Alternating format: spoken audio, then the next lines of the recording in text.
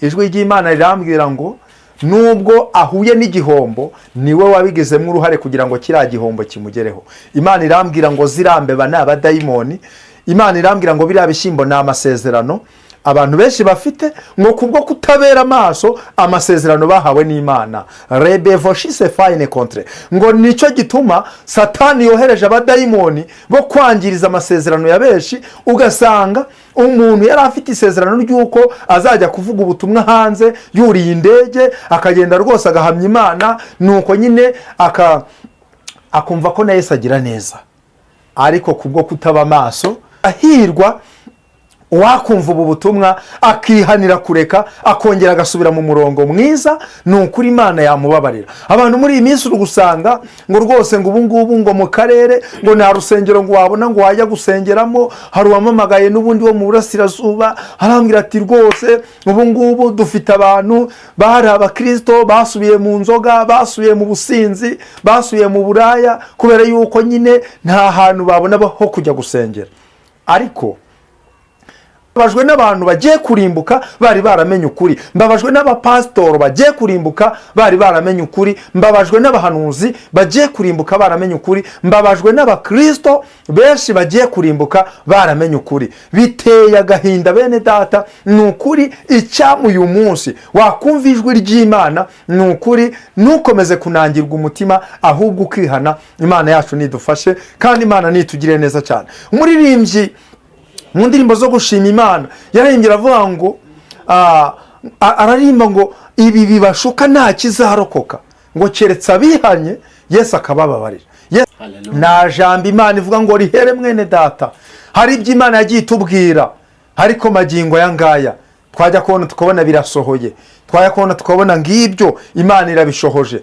Nawe hari ibyo Imana yakubwiye, Imana izabisohoza. Kandi ikindi nabwira abantu babe maso basenge, kubera yuko abantu benshi muri iyi minsi bateye umugongo Imana. Abantu benshi muri iyi minsi nukuri mbese urasanga iby'Imana biri kugenda bibakamukamo, ariko ngenda subira mu buhanuzi Imana yagiye inyuzamo. Nukuri hari ubuhanuzi natambukije buvuga ngo mu gihugu hagiye kuba inzara. Ubundi abantu bamenyeye kumva ari uko bahuye n'ikibumvisa. Imana irambwira ngo ugende ubabwire bumve cyangwa bere kumva, ariko ngo ikibumvisha kiraje ntabwo gitinze. Nubwo rimwe na rimwe uri kumva ubu butumwa ukabwirenza, ariko ikikumvisha kiraje. Mfite ubuhanuzi buvuga ngo inzara iraje mu bihugu byinshi, kandi nabonye cyane cyane ibihugu bya Afurika. Nabonye umuntu ari guhembwa 800, ariko inzara igiye gutambuka mu bihugu byinshi. Kandi Imana irambwira ngo wibuke bwa butumwa naguhaye yuko Imana igiye kunyura mu bihugu bitandukanye. Imana irambwira ngo igiye gutambuka mu bihugu bitari bimwe, inyuriye mu nzara igiye kunyura muri ibyo bihugu. Nabonye abantu bari gushyingura abantu bishwe n'inzara. Imana irambwira ngo inzara igiye kwica abantu benshi, ariko cyane cyane kuri uyu mugabane wa Afurika. Ndavuga ibyo nabwiwe, kandi njya nkunda kubivuga. Njyewe mujye mu ntandukanye n'abandi baza bari guhitinga, kandi bigiye guhitana abantu benshi. Kandi Imana irambwira ngo kubera yuko abantu bayimenye, bamara kuyimenya mbese niba yubahe nk'Imana, ngo nicyo gituma izanye ibituma abantu bashaka Imana. Imana irambwira ngo igihe kiri hano imbere abantu benshi bagiye kuyikenera. Nubwo muri iyi minsi ushobora kubwira umuntu uti nyabuneka ndumva twafata amasengesho yo kwiyiriza ubusa, abantu benshi cyane muri iyi minsi bakunze ibyo kurya, akakubwira ati njyeweho ya ntawe nakwiyiriza ubusa, nawe nabishobora.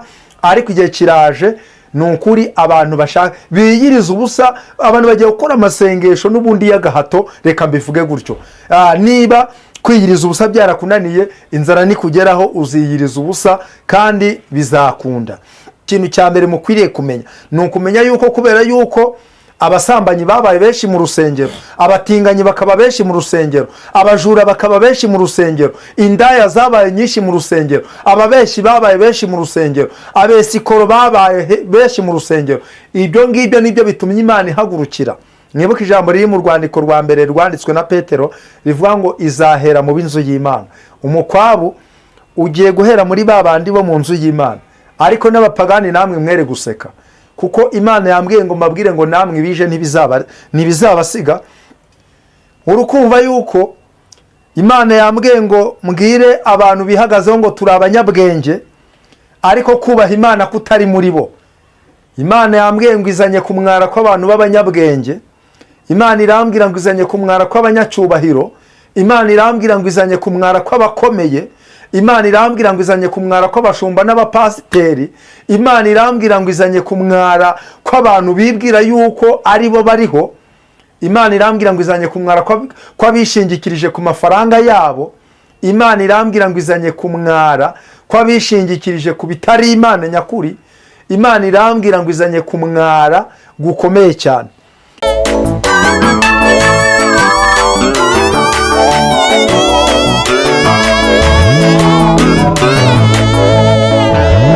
Shimye mu izina rya Yesu. Ushobora byose, mwami w'abami, twagize umugisha wo kukumenya, kandi ni ukuri abakumenye bose barahiriwe, bafite amahirwe, kuko no ku munsi mubi bazakomera. Niyo mpamvu rero uyu mwanya twihanganishije abari mu bibazo, twihanganishije abarwaye, twihanganishije abari mu ntambara, kandi tubahumuriza yuko umukiza amara agahinda, n'ubundi bakwiriye guhora amarira yabo agashira, kuko Imana twizeye igikemura ibibazo. Umuntu yarararira ariko bugacya mu gitondo impundu zivuga. Dusengeye umwanya rero tugiye gutambutsa ubu butumwa. Mana ubane natwe, kandi muri byose ni ukuri wigaragaze mu mbabazi zawe. Abazakurikirana ubu butumwa ni ukuri bazagirirwe neza nawe, ni mu izina rya Yesu Kristo, amen. Imana ishimwe cyane. N'ubundi kubw'uyu mwanya itwemereye turihuta rero, yego, tugere hano mu butumwa bwiza uko bwanditswe na Luka, igice cyaho ni icya mbere. Luka igice cyaho ni icya mbere, turasoma n'umurongo waho wa 37. Handitswe ngo kuko ari nta jambo Imana ivuga ngo rihere. Dusome n'umurongo wa 45, handitswe ngo kandi hahirwa uwizeye kuko ibyo yabwiwe n'umwami Imana bizasohora, amen. Abantu benshi muri iyi minsi bagushijwe n'iby'Imana, bati Imana yavuze yuko izama umwana, none ndabona n'ubundi ibintu byaranze. Ariko ndimo mbabwira ngo nta jambo Imana ivuga ngo rihere, ahubwo Imana yacu ni Imana ikorera igihe. Umunyamakuru yaje kumbaza ku by'ubuhanuzi dutambutsa. Ubundi iyo umuntu ahanura, guhanura bisaba kuba ufite kwizera kuri ku gipimo kiri hejuru.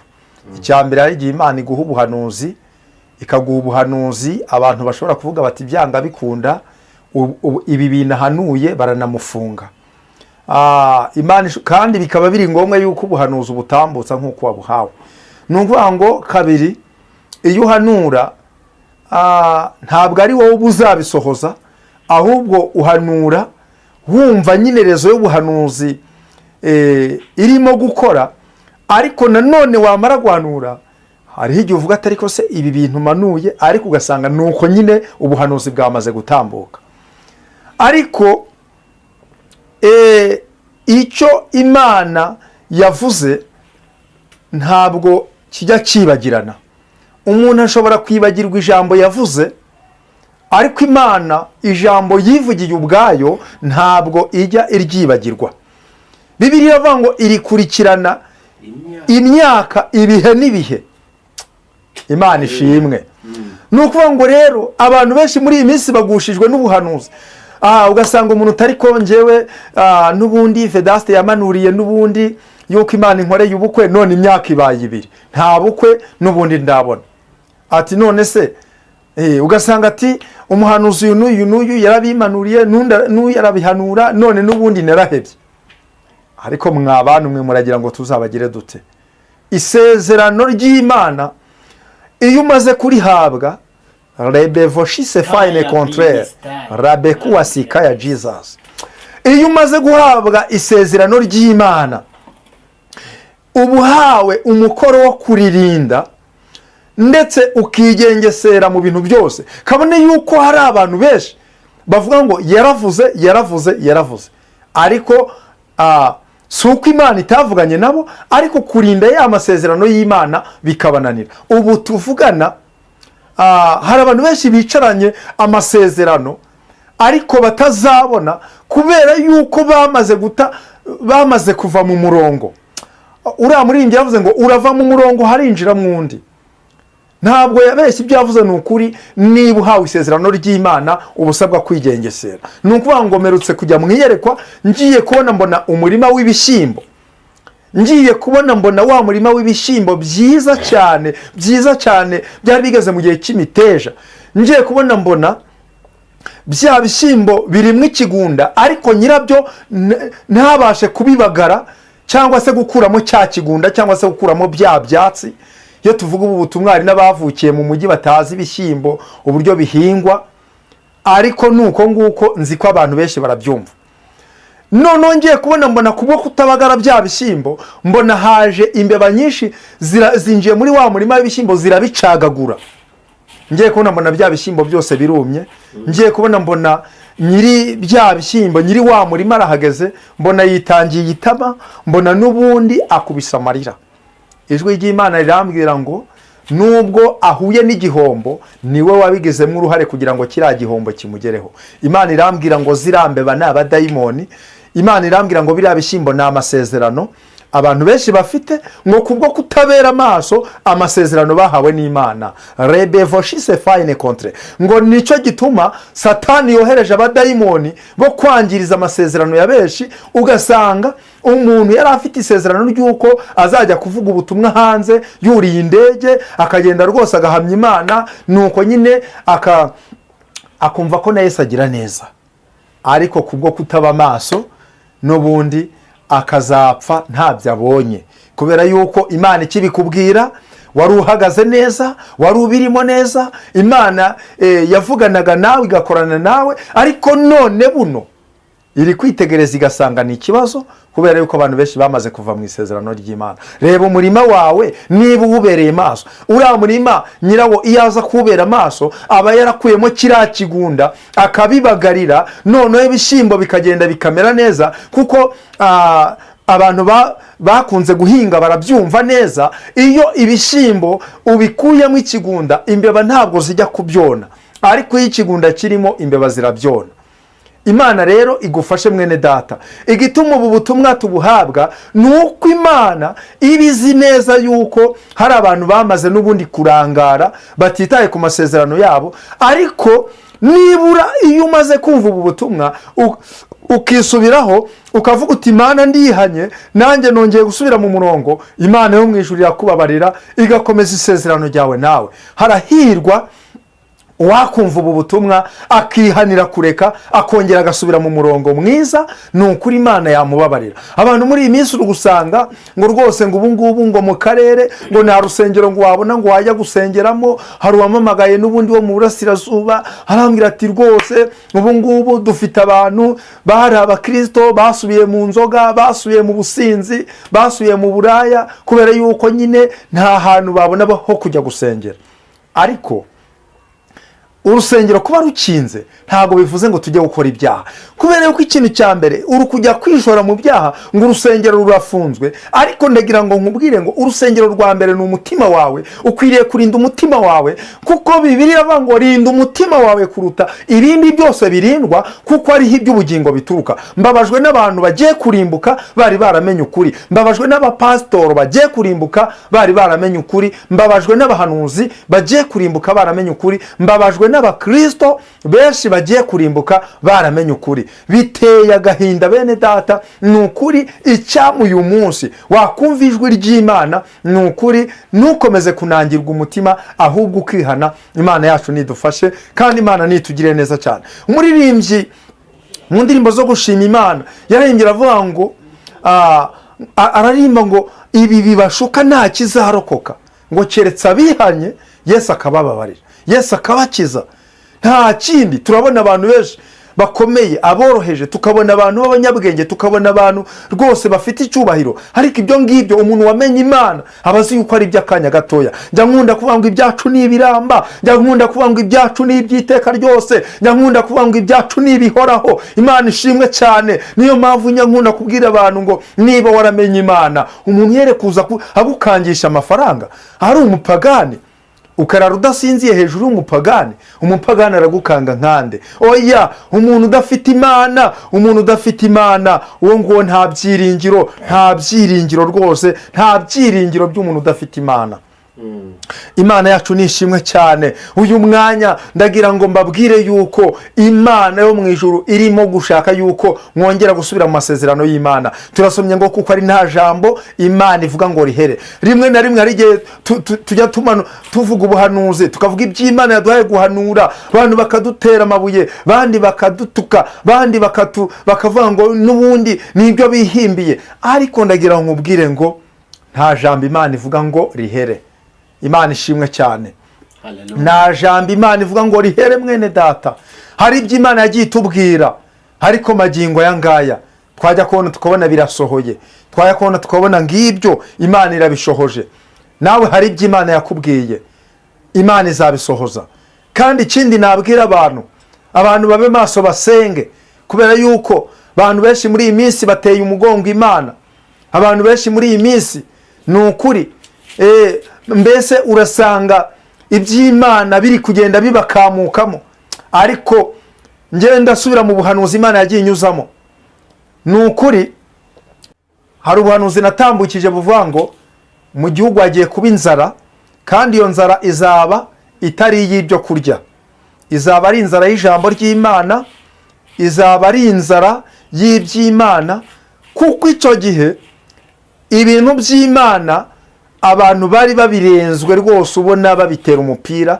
Imana ima ubwo buhanuzi. Hari n'ijambo twasomye sishaka kugira ngo turisubiremo, ariko mu by'ukuri rivuga ngo abasore baziruka, ngo n'inkumi baziruka ngo bashaka ijambo ry'Imana ariko bere kuribona. Ariko mu by'ukuri ntibitinze, niba wajyaga kumva ijambo ry'Imana mu rusengero, ubu ngubu urusengero rwanyu rukaba rufunzwe, ubu ngubu uri kujya kuryumva hehe? Mbashaka kugira ngo mbereke yuko Imana iherutse kusanga irambwira ati Vedaste, genda uvuga ibyo nkubwiye kuvuga, ubwiza abantu kuri, abumva bumve, abatumva ubihorere, ngo kubera yuko umwana w'umuntu ubundi asanzwe atumva, ahubwo akumva ari uko hari ikimwumvishije. Ubundi abantu bamenyeye kumva ari uko bahuye n'ikibumvisa. Imana irambwira ngo ugende ubabwire bumve cyangwa bere kumva, ariko ngo ikibumvisha kiraje ntabwo gitinze. Nubwo rimwe na rimwe uri kumva ubu butumwa ukabwirenza, ariko ikikumvisha kiraje. Mfite ubuhanuzi buvuga ngo inzara iraje mu bihugu byinshi, kandi nabonye cyane cyane ibihugu bya Afurika. Nabonye umuntu ari guhembwa 800 by'amanyarwanda, ariko ngiye kubona mbona agiye guhaha ku isoko. Noneho ubwo yahahaga akemura n'utundi tubazo, ngiye kubona mbona ibibazo bye n'ubundi nta gukemuka, ahubwo mbona yitangiye itama ari kwiganyira. Numva ijwi ry'Imana rimbwira ngo igihe kiraje kandi kirasohoye, ibyo kurya bigiye guhenda cyane. Kandi Imana yo mu ijuru irambwira ngo ifaranga ushobora kureba uko biri kose, ndi guhembwa umushahara w'200 cyangwa 100, ariko Imana yarambwiye ngo mu gihe kiri hano imbere ibyo kurya bigiye guhenda cyane, ku buryo ugiye kujya ureba ugasanga amafaranga ameze nk'ayataye agaciro. Ubwo rero Imana idufashe cyane, iyi message abantu bayumve. Kandi njya ngunda kubabwira ngo numara kumva ubuhanuzi ujye ubukurikirana nibusohora umenye yuko bwasohoye. Ni nabyo twahereho mu kiganiro mbabwira ukuntu natambukije ubutumwa buvuga ku bagororwa bagiye kuva muri gereza. ugasanga wenda nk'ubu ngubu birasohoye, ariko umuntu agasigara avuga ati reka se ibi bizasohora ryari? Mu by'ukuri Imana ijya ifasha abantu bakurikirane ubutumwa, bamenye ngo iki n'iki cyasohoye, ariko inzara igiye gutambuka mu bihugu byinshi. Kandi Imana irambwira ngo wibuke bwa butumwa naguhaye yuko Imana igiye kunyura mu bihugu bitandukanye. Imana irambwira ngo igiye gutambuka mu bihugu bitari bimwe, inyuriye mu nzara igiye kunyura muri ibyo bihugu. Nabonye abantu bari gushyingura abantu bishwe n'inzara. Imana irambwira ngo inzara igiye kwica abantu benshi, ariko cyane cyane kuri uyu mugabane wa Afurika.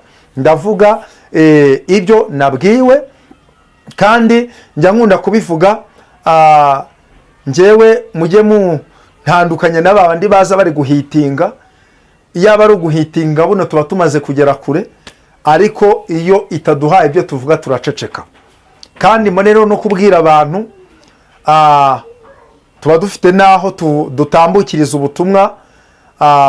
Dushobora kuboneka hano none, ariko ejo nituboneke ujye usura channel yitwa Amakuru y'Ijuru TV. Iyo channel yitwa Amakuru y'Ijuru TV niyo Imana yampaye ntambukirizaho ubutumwa Imana iba yampaye. Uzakuraho byinshi kandi uzumviramo byinshi. Kandi ikindi, haba hari ababyumva badasobanukirwa, no kuduhamagara biremewe. Ibyo mudasobanukirwa tukabasobanurira, n'abakeneye gusenga tukabasengera. Imana twizeye nicyo yaduhamagariye, kwari ukugira ngo dufashanye muri uru rugendo, ariko nibura tuzageza abantu b'Imana mu bwami bw'ijuru. Imana yacu nishimwe cyane. Imana irambwira ngo igiye gutambagira ibihugu, ariko irambwira ngo ibihugu bimwe igiye kubinyuramo binyuze mu ntambara. Nabonye umuriro uri kwaka mu bihugu bitandukanye, ngiye kumva numva ijwi rimbwira ngo n'ibihugu byari birimo amahoro bigiye kugerwamo n'intambara, kubera yuko abantu bamaze gusuzugura Imana. Nabonye ibihugu byari biri mu mudamararo, ngiye kubona mbona intambara igeze muri ibyo bihugu. Numva ijwi rimbwira ngo ntabwo ari intambara, ngo ahubwo utangaza aya makuru ngo intambara, inzara n'icyorezo, ibyo byose biziye rimwe kandi bigiye guhitana abantu benshi. Kandi Imana irambwira ngo kubera yuko abantu bayimenye, bamara kuyimenya, mbese niba yubahe nk'Imana, ngo nicyo gituma izanye ibituma abantu bashaka Imana. Imana irambwira ngo igihe kiri hano imbere abantu benshi bagiye kuyikenera. Nubwo muri iyi minsi ushobora kubwira umuntu uti nyabuneka ndumva twafata amasengesho yo kwiyiriza ubusa, abantu benshi cyane muri iyi minsi bakunze ibyo kurya, akakubwira ati njyeweho ya ntawe nakwiyiriza ubusa, nawe nabishobora. Ariko igihe kiraje, nukuri abantu bashaka biyiriza ubusa, abantu bagiye gukora amasengesho n'ubundi y'agahato. Reka mbivuge gutyo, niba kwiyiriza ubusa byarakunaniye, inzara nikugeraho uziyiriza ubusa kandi bizakunda. Niba no kuvuga ijambo no kuvuga dawe uri mu ijuru, reka mbivuge gutyo. Nabaye mu dini ya Gatolika, niho twari tumenyereye gusenga amasengesho wenda ameze ukuntu mbese kwayo, mbese ku buryo usanga bafite amasengesho bavuga nuko nguko, ugasanga isengesho ryo kwicuza ibyaha, dawe uri mu ijuru ndakura mu Samariya gutyo. Ariko ndagira ngo nkubwire ngo igihe kiraje, nubwo uvuga ngo ngiye gusenga sinabishobora, igihe kiraje kigiye kukwigisha gusenga. Niyo mpamvu rero ahantu hose waba uri hano mu gihugu cy'u Rwanda, waba uri mu bindi bihugu duhana imbibi cyangwa se byo kuri uyu mugabane wa Afurika, n'abari hanze ku migabane yindi, ndagira ngo mbabwire ngo nimushaka mwegera Imana mukizwe. Kubera yuko ikibabaje giteye agahinda nuko tubabwira kenshi mukinangira umutima, ariko iyo mbonye iyerekwa mu buryo bw'umwuka ndababara cyane, nkumva binteye agahinda. Hari iyerekwa mperutse kubona, mbona amaserekeye menshi cyane atondekanye, ndibaza ngo Mana biriya bintu ni ibiki? Ngiye kubona mbona ifoto y'umuntu, nkajya mbona iri kuri serekeye, nkabona ifoto y'umuntu iri kuri serekeye. Ntangazwa no kubona abantu benshi mbazi, ariko ngiye kubona mbona ba bantu ndabazi kandi bariho ni bazima. Imana irambwira ngo rega bariya nubwo uri kubabona bapfuye bahagaze mu buryo bw'umwuka, bararangiye, barapfuye. Ubwo rero nibura yewe wowe usinziriye we, kanga ukuzuka Kristo abone uko akumurikira.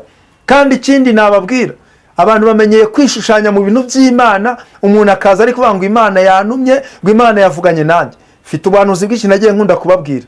Ngewe ndababwira byinshi ariko nongere nsubire mu byo Imana yagiye inyuzamo. Nababwiye yuko intebe za bamwe zishyizwe ku isoko, ariko mubanze mukurikirana isengero zafunzwe. Abicaraga mwazira ntebe, mwazira sengero, numbaze aho barajya bicara. Hari igihe tuvuga ibintu mukadupinga, ariko nyamara mujye mukurikirana ibintu nibisohora munamenye muti nyamara ibi bintu bari barabihanuye. Imana yacu rero nidufasha cyane. Ubu ngubu hari ikindi abantu bamwe bari kwihagararaho bati idini yacu irakomeye, twewe idini yacu ninahangarwa. Imana yambwiye ngo mbabwire ngo namwe banyamadini muri kwihagararaho ngo mufite amadini akomeye, mwitege ikiri hano imbere, kuko nabonye umukwabu unyeganyeza amadini akomeye. Ngiye kubona mbona ya madini na yaranyeganyeze, mbona amadini akomeye, ngiye kubona mbona na yarahagaritswe. Kandi ikindi mureke mbabwire, wakwibaza utari ko se ibi bintu by'amadini birashaka kuvuga iki? Ibi bintu by'amadini ese ni Imana, ese ni Satani? Ibi bintu ni ukubera iki? Aho ngaho turabizi yuko abantu benshi bajya mu rujijo bati mu by'ukuri Satani ari kurwanya, ariko Satani ni Imana, ukomeye ninde? Hakomeye Imana. Nta kintu cyaba ku bantu Imana itakizi. Ikintu cya mbere mukwiriye kumenya ni ukumenya yuko kubera yuko abasambanyi babaye benshi mu rusengero, abatinganyi bakaba benshi mu rusengero, abajura bakaba benshi mu rusengero, indaya zabaye nyinshi mu rusengero, ababeshi babaye benshi mu rusengero, abesikoro babaye benshi mu rusengero. Ibyo ngibyo nibyo bitumye Imana ihagurukira. Mwibuke ijambo riri mu rwandiko rwa mbere rwanditswe na Petero rivuga ngo izahera mu b'inzu y'Imana. Umukwabu ugiye guhera muri babandi bo mu nzu y'Imana. Ariko n'abapagani namwe mwere guseka, kuko Imana yambwiye ngo mbabwire ngo namwe bije ntibizabasiga. Kuko hari igihe umuntu w'Imana ahura n'ikigeragezo cyangwa se ahura n'ikibazo, umupagani akamwishima hejuru ngo Imana yawe iri hehe, ngo ya Mana yawe yigukiza. Imana yambwiye ngo namwe abapagani, kuko ntacyo mutabwiwe, mwinangira umutima. Ibije ntago bizabasiga, nimutihana ngo mukize ubugingo bwanyu, namwe murapfuye. Kubera yuko ndagira ngo mbabwire ngo nukuri abantu nubwo bihagazeho, hari ijambo Imana yampaye ijya kumereza ubu butumwa. Ijambo riri mu gitabo cy'umuhanuzi Yeremiya, igice cyaho cya 8 n'umurongo waho wa 9. Nubundi handitse ngo abanyabwenge baramwaye, barashobewe kandi barafashwe, dore banze ijambo ry'Uwiteka, ubwenge bubarimo ni bwenge kisi. Urukumva yuko Imana yambwiye ngo mbwire abantu bihagazeho ngo turi abanyabwenge, ariko kubaha Imana kutari muri bo. Imana yambwiye ngo izanye kumwara kw'abantu b'abanyabwenge. Imana irambwira ngo izanye kumwara kw'abanyacyubahiro. Imana irambwira ngo izanye kumwara kw'abakomeye. Imana irambwira ngo izanye kumwara kw'abashumba n'abapasiteri. Imana irambwira ngo izanye kumwara kw'abantu bibwira yuko ari bo bariho. Imana irambwira ngo izanye kumwara kw'abishingikirije ku mafaranga yabo. Imana irambwira ngo izanye kumwara kw'abishingikirije ku bitari Imana nyakuri. Imana irambwira ngo izanye kumwara gukomeye cyane. Iri jambo ry'Imana yatubwiye ngo abanyabwenge baramwaye, barashobewe. Abanyabwenge baramwaye kandi barashobewe, ngo banze ijambo ry'Uwiteka. Ngo mbese ubwenge bubarimo ni bwenge ki se? Urumva ubwenge buri muri wowe ari bwenge ki? Icyongereza uzi kukivuga neza cyane, ariko iyaba naramenye neza yuko kumenya icyongereza kishi cyangwa kumenya icyongereza neza nibura byazanambutsa kuri bariyeri y'ijuru. Nari kuvuga ati nubwo ndi mukuru reka nongere nje kwiga, ariko nibura amenye icyongereza neza. Ariko maze gukura, Paulo yaravuze ngo nyiri umwana navugaga nk'umwana, nkakora nk'umwana, ariko maze kuba mukuru mva mu by'ubwana. Maze gukura nasanze nyuma y'ubuzima hari ubundi buzima. Ndangije ndavuga ngo icyo nkwiriye gukora ni ugutegura iherezo ryanjye, nibura rikazaba ryiza. Iyo mvuga Imana, iyo nkorera Imana, nta kindi imba mparanira ni ukuzabona ubugingo buhoraho. Iyaba nibura nari kuzagera kuri bariyeri nkatambutswa nuko nzi kuvuga igifaransa neza, nari gusubira mu ishuri nkajya kukiga neza, nari kukimenya nkakivuga neza. Ariko ibyo nasanze Bibiliya iri kuvuga ngo ubwenge bw'abanyabwenge buzarimbuka. Sanga ibintu byose tubona bifite iherezo ryabyo, ariko umuntu w'Imana ngo naho yaba ari umuswa ngo ntabwo azayoba iyo nzira, ahubwo azayikomeza. Ariko abantu ngo ndetse ngo abantu ngo benshi bazayoba kubera ko hari ibindi bazaba bishingikirijeho.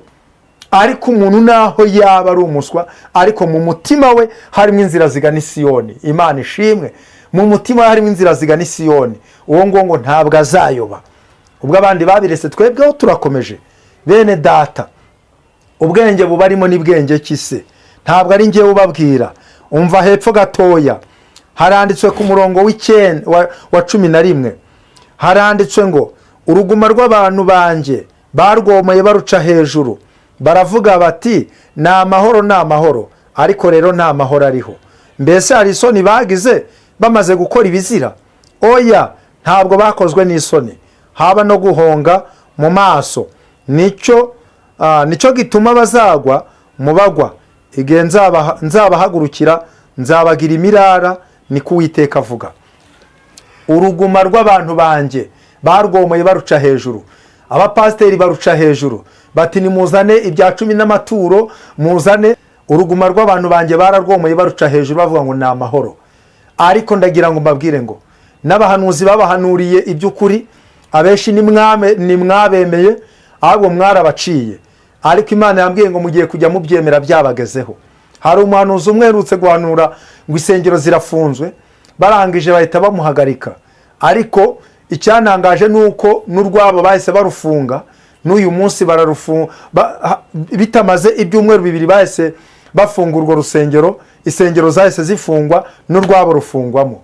Ariko ibyo ngibyo ni bya bindi biriva ngo bafite amaso nibareba, bafite amatwi nibumva. Mu by'ukuri iyaba mwakabaye maso, mwakagombye kumenya ngo burya buri muntu wese afite yashingano. Niba njyewe Imana yarampamagaye ikangira umuhanuzi, ndi umuhanuzi. Niba uri pasiteri, uri pasiteri. Kandi uyu murimo dukora, nahoze mbwira bene amacano mbabwira ngo nubwo mudukoresha, nubwo muduha uburyo bwo gutambutsa ubutumwa, ariko mujye mwibuka yuko no mu rubanza n'amacano yanyu azaza imbere y'Imana, mukabazwa umusaruro n'ubundi mwabyaje kuri aya macano yanyu. Muri iyi minsi urabona abantu benshi bari guhitinga, bagahimba ibinyoma, bagashaka inkuru zo gutwika kugira ngo amacano yabo azamuke. Ariko ibyo ngibyo abenshi bizabashyira mu rubanza. Ariko harahirwa umuntu wamenye Imana kandi akirinda kuva mu nzira yo gukiranuka. Imana ishimwe. Imana ishimwe cyane, kubera yuko Bibiliya iratubwiye ngo mbese hari isoni bagize bamaze gukora ibizira. Iyo umuntu amaze gusambana nta n'isoni ubona bimuteye. Ubona indaya ziri kwiyamamaza, ugasanga abajura bariyamamaza, ugasanga nuko nyine abanyabyaha bariyamamaza. Ariko ndagira ngo mbabwire ngo uko byamera kose ni ukuri harahirwa umuntu wubaha Imana, harahirwa umuntu uri kugendana n'Imana. Bityo rero ndashaka kugira ngo dusenge Imana, ariko tutarasenga Imana hari message mfite yaba abantu bari kujya bamamagara bati none ubutumwa wari watambukije kuri Ukuri TV buvuga yuko abanyururu bagiye gutaha. Ati koko Perezida wa Repubulika yagize imbabazi, turabona abanyururu benshi batashye. Atari ko mfite ikibazo, njyewe nari nzi yuko nanjye uwanjye azataha. Ati none we yagumye muri gereza. Bandi bari kumbwira bati rwose Imana iguhe umugisha, abantu bacu nkuko wari wabihanuye twabibonye batashye. Ariko hari indi message Imana yampaye imbwira ngo aho naje kujya mwiyerekwa, ngiye kubona mbona abanyururu benshi baratashye bavuye muri gereza. Numva ijwi rimbwira ngo icyo ni igice, ni icyiciro cya mbere. Ijwi ry'Imana yambwira ngo komeza urebe. Mbona haje n'ikindi cyiciro cya kabiri. ijwi ry'Imana irambwira ngo komeza urebe, mbona haje n'ikindi cyiciro cya gatatu. Imana irambwira ngo hari ibyiciro bitatu biteganyijwe n'ubundi mu mbabazi z'Imana, ariko binyuriye ku buyobozi bwa leta. Imana irambwira ngo mbwire abo bantu bafite amasezerano yuko abantu babo bazava muri gereza, bakomeze barinde amasezerano bahawe, kuko Imana iracicaye ku ntebe y'imbabazi, kandi iyo yakoresheje umuyobozi w'igihugu n'ubundi na n'uyu munsi iracyakora. Kandi ni ukuri Imana yambwiye ngo murinde amasezerano yanyu, kuko nabonye n'ubundi hanyuma y'izi mbabazi hari izindi mbabazi zije, kandi ngiye kubona mbona zicyuye abanyururu benshi cyane baruta n'abatashye. Imana irambwira ngo mbabwire ngo mukomere ku masezerano yanyu, icyo yanditse yaracyanditse. Bizeye gereza nayisobanuyeho cyane, hari aho nageze sobanura kuri gereza ndavuga ngo hari n'abandi bari muri gereza zitari izi kasho tubona. Umuntu akaba ari muri gereza yo kubura urubyaro, umuntu akaba ari muri gereza y'ubukene, umuntu akaba ari muri gereza y'amadeni, umuntu akaba ari muri gereza y'ubupangayi, umuntu akaba ari muri gereza yo kubura akazi, umuntu akaba ari muri gereza yo kwangwa, umuntu akaba ari muri gereza y'uburwayi, umuntu akaba ari muri gereza mbese ya karande zamwomyeho. Ariko gereza waba urimo yose Imana yayigukuramo. Reka dusenge Imana, niwizera uri bubone ubwiza bw'Imana. Mana Adonayi, Mana Jehova Nisi, Mana Jehova Rafa, Mana turagushimye. Dawidi niwe wavuze ngo uriya, ariko wabwiye Mose ngo ngo nitwa ndiho, kandi uramubwira ngo ndi Imana ishobora byose, Imana ya Aburahamu, Imana ya Isaka, Imana ya Yakobo. Ni wowe Mana tuvuga, kandi ni ukuri bamwe biringira ibigirwamana, bamwe bakiringira abapfumu, abandi bakiringira abakonikoni, ariko twebweho twiringiye Imana ishobora byose, Imana yica kandi igakiza, Imana ishyira ikuzimu igakurayo, Imana ikenesha igakenura, Imana itanga ubuzima, Imana itanga urubyaro, Imana itanga ijambo. Niyo Mana tuvuga. Rebevoshise fayine kontre. Turagushimye Mwami kubw'ubu butumwa waduhaye, tukaba tubutambukije. Mwami Imana Nyiringabo, abagiye kubwumva buzabagirira umumaro, buzabakomeze, kandi Mwami buzabinjize mu murongo muzima, nabo bitwe abana b'Imana. Mwami ubwo imanda yawe izavuga, mu bazakurikirana ubu butumwa ye kuzagira n'umwe usigara. Uwiteka rero nanjye umumugisha, kandi ukomeze kunyagurira imbago. Turacyafite byinshi byo kuvuga, ukomeze Mwami Imana kuduha amagambo, ukomeze kuduha ibyo tubwira abantu bawe. Ni ukuri byose ubikore nk'Imana, kandi utwagurira imbago, yaba mu buryo bw'umwuka, yaba no mu buryo bw'uyu mubiri. Byose tubigusabye twizeye mu izina rya Yesu Kristo, amen.